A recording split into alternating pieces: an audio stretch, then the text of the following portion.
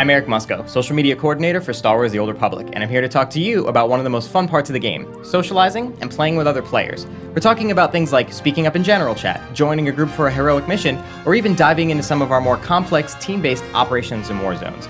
If you're new to the MMO genre, these things may seem a little intimidating, and that's why we want to talk to you about how it all works. Honestly, we think that playing with other people is a part of the experience that you don't want to miss. Whether it's with real-world friends or people you've met in the game, socializing is a key part of the Old Republic experience. The simplest way of interacting with other players is through the chat window. You can join the conversation by pressing Enter or clicking in the bottom of the window. Type your message and hit Enter to send it. You'll find this is a great way to ask for advice when you're stuck, to ask for help in facing a powerful enemy, or to look for a group to play through a flashpoint. You'll notice the word General appears next to the message you're typing. This is the name of the current chat channel, but there are several others as well, each with its own purpose. General Chat is a planet-wide channel where anything goes, from in-game requests to random conversations. You can switch to the General channel anytime by typing /1 or /general. You can access the PvP channel by typing /PvP or /2, and it's used most often in war zones or open-world player versus player areas. Typing /3 or /trade opens the Trade channel. Here you'll find players looking to buy, sell, or trade equipment and materials. When you're in a group, you can type /group or /party to speak only to groupmates. You can use /guild for communicating within your guild. You can also message another player directly by typing /tell and then the player's character name. If you right-click on the Chat tab and then select Chat Settings, you can see the full list of chat channels and select which you'd like to monitor. Your chat window can also be used for more than chatting with other players. This small button gives you easy access to emotes. These prompt your in-game character to act something out in the game world, or communicate a set message to other players nearby. You can wave, or even dance. There are more than 100 emotes in the game, so have fun experimenting to find your favorites. When you're looking to group up or hang out with other players, set a course for the fleet. Republic and Imperial players alike will find shuttles to the fleet on nearly every world, and it's also marked on your ship's galaxy map. Here, you'll find class and profession trainers, vendors, and all types of other useful resources.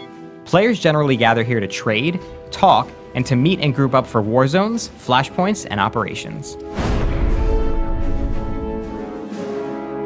Grouping up is something you'll definitely want to do at some point in the Old Republic. For flashpoints, operations, and the more difficult heroic missions, soloing just isn't an option. Fortunately, creating a group is simple. If the person you want to group with is nearby, just select them and click on the purple icon next to their portrait. If you prefer, you can type /invite followed by the player's name to start a group regardless of the other player's location. When you are the one being invited to a group, a checkbox appears, and you have the option to accept or decline the invitation. Don't be surprised if you receive an invite from another player out of the blue.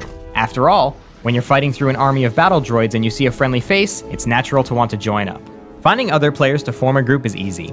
You can see who's interested in grouping up by pressing O and looking for this purple icon. You can indicate to other players that you'd like to form a group by clicking this toggle. You'll also find that interested players will enter messages in general chat like looking for group or LFG, followed by the flashpoint, operation, or heroic mission they're ready to tackle. By doing this yourself, you'll quickly find other players who are willing to group up with you. You'll notice that groupmates' portraits appear on your screen along with their health and energy bars. You can select a friendly target by clicking on them. If you're not sure where they are, just open up your map by pressing M, and your group will be marked by purple icons. When any member of the group initiates a conversation, other players who are eligible will see a green circle appear. Players can enter the circle to join the conversation. If you're not in combat, you can also join the conversation from anywhere via holocall.